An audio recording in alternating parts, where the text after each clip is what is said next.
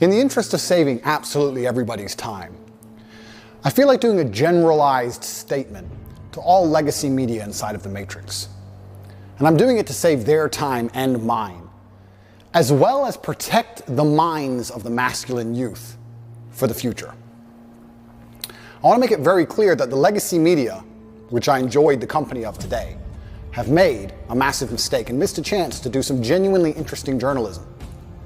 After being unfairly incarcerated in a Romanian dungeon, I thought that even the BBC, in its absolute arrogance and hubris, would be smart enough to come to me after 6 months, being the first interview I gave to the Matrix, and be smart enough to ask questions people were genuinely interested in. What's it like inside of a Romanian prison cell? How were you treated? Why was a person's liberty deprived of them for 6 months without charge? How is your mental state post your unfair incarceration? Things people are genuinely interested in hearing.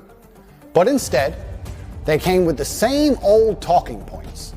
And I'd like to address all of these talking points to the Matrix media now to prevent this happening again, because it's a monumental waste of everybody's time. I say things on the internet. I've been making content on the internet for a very long time. Finding a clip from 2016, 8 years ago, finding a 4-hour-long podcast from 2016, ignoring all context, ignoring everything positive I say about men and women and the world, and taking a single sentence and trying to pretend that's my entire worldview is not the bombshell you think it is. Nobody cares. Everybody understands what satire is. Everybody understands what a joke is. Everybody understands it's the internet. Everybody understands all of these things. Plus, the people who know the truth of my message are very capable of understanding what is satirical and what is true. People are not as stupid as you'd like them to be.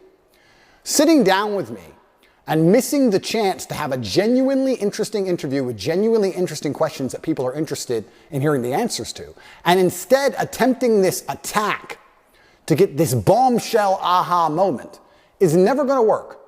Because one, I'm too smart for all of you. And two, nobody cares.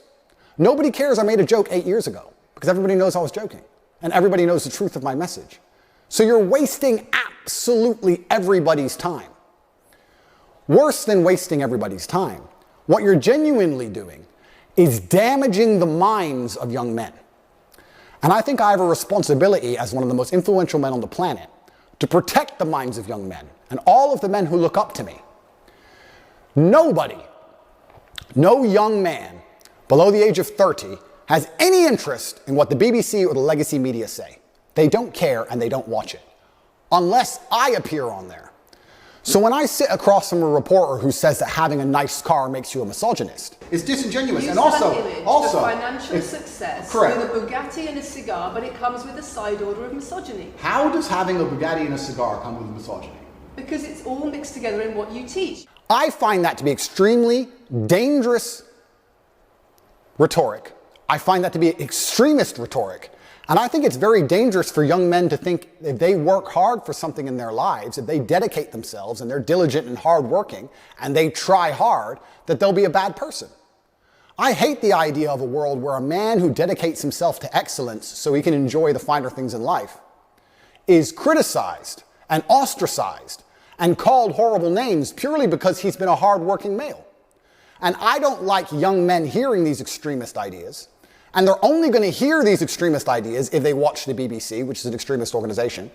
And they're only going to watch the BBC if I talk to the BBC.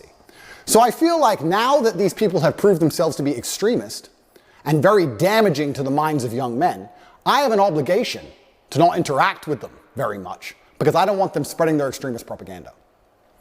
We have a men's mental health crisis.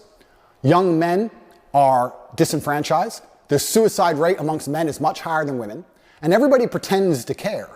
But when I come along and say, I am a man, I've been a man, I know how it feels to be a sad man and a happy man, and I found happiness through masculine achievement and strength, through working hard in the gym, through dedicating myself, through building a life worth living, through taking care of the people who I love, both male and female, through becoming financially successful, through sticking up for myself, through having opinions, through being a man of honor and courage, when I do these things, I'm ostracized and they're attempting to destroy my life.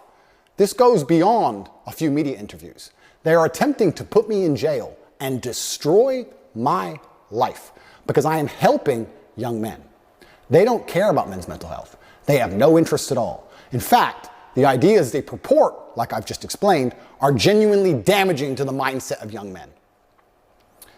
On top of this, they waste everybody's time because their aha moment never works. Nobody's interested in it, and I destroy them with ease. But my hourly rate is high. It's not very fun for me to do. I just do it. It has to be done, but I don't particularly enjoy it. I allowed you into my home. I'm doing you a favor, giving you the first interview I'm giving to the public. You don't come here with a position of authority. You're not the police. I don't respect the BBC. I don't know you. You do not come here with a position of authority over me.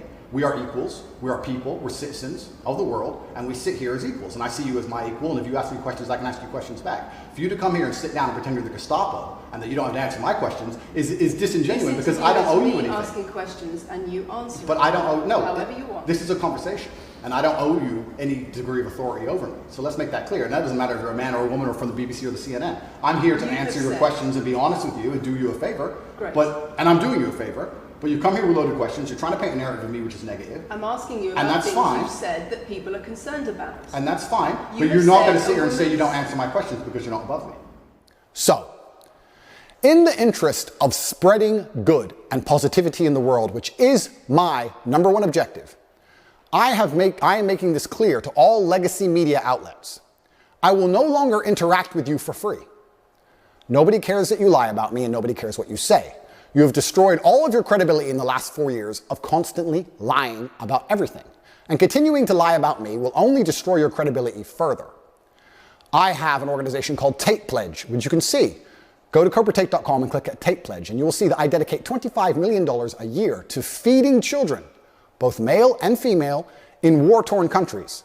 I would like to think that even the legacy media can agree that feeding children in Sudan, or Turkish children after an earthquake, or Syrian children in refugee camps is a pretty positive thing to do for the world.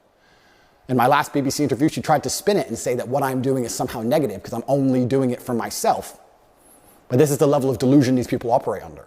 Because some people would look at that and say, okay, so before you got money from attracting people to your website by making controversial comments, but that might have got you into trouble. And so now you're looking for a new market.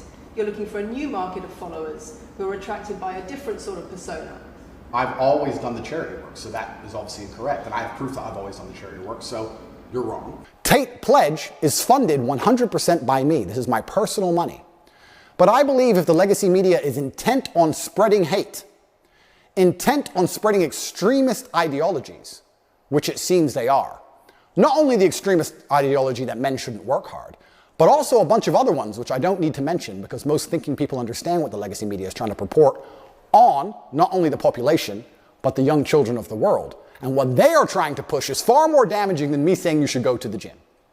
Therefore, I no longer have any interest with interacting with the legacy media for free because I don't want their extremist views shown to young children without doing some good for the world. My fee from this point onwards is $50,000 and a box of chocolates. That is what it is going to cost you to speak to me. If you are from the Matrix, you will give me $50,000 in advance, which will be donated to Tate Pledge, which will be used to feed children in war-torn countries. And you will also bring a box of chocolates to my gate, which I will ingest as I listen to your Matrix propaganda and destroy you. Because I deserve chocolates if I have to put up with you.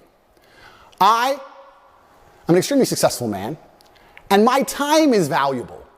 And you're wasting mine, yours, and everybody else's. So if you're going to come along with your extremist ideas, I would at least sleep better at night if you were feeding some poor, innocent children somewhere in the world.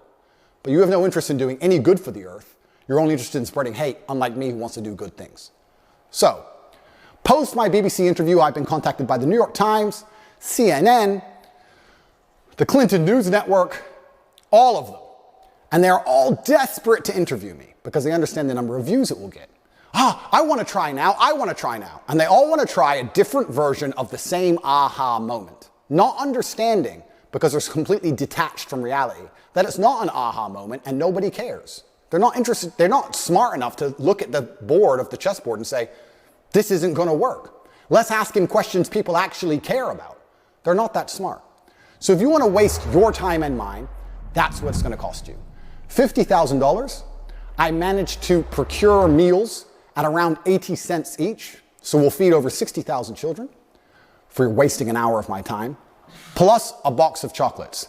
That is my fee from this point forward.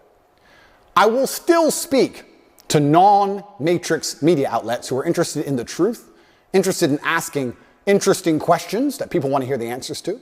I will still be available to do my own podcasts and tell the truth. But as long as legacy media retain their reputation as peddlers of extremist ideology, I no longer have any interest in promoting them and making them relevant. It's better we allow them to become irrelevant, which they are doing, through their own dishonest actions. I will no longer interact with any of you for free ever again. So, to the 64 journalists who have emailed me so far since the BBC interview, do you have $50,000 in a box of chocolates? Because I'm not interested in speaking to you for any other reason. I actually think I'm being quite kind only charging 50 grand. I should charge 200 grand, but I'm a nice man. And $50,000 will still feed a lot of children. I promise any legacy media outlet that pays me the fee can have an interview. And I also promise to provide full accounting and receipts to prove that that money goes directly to charity, to feeding children in war-torn countries. But I will no longer allow the Matrix propaganda machine to infect the minds of innocent children by using my relevance to achieve interviews and get views they would never normally get to spread hateful propaganda. If you can't afford me, you're going to have to go back to just lying about me without speaking to me. Because God knows the truth, I know the truth, most of the world knows the truth, and I genuinely believe that Allah is the best of planners, and whatever happens to me, regardless of whether I am martyred, regardless of whether they put a bullet in my brain, I know what I have done is good for the world, and the things I will do will continue to be good for the world. Get your checkbooks out, or don't email me at all, because there will be no compromise. I don't care what you try and do and say to goad me into an interview. You can lie about me all you want. It's what you do already. I'm not afraid of your lies. It's going to cost 50 grand plus a box of chocolate.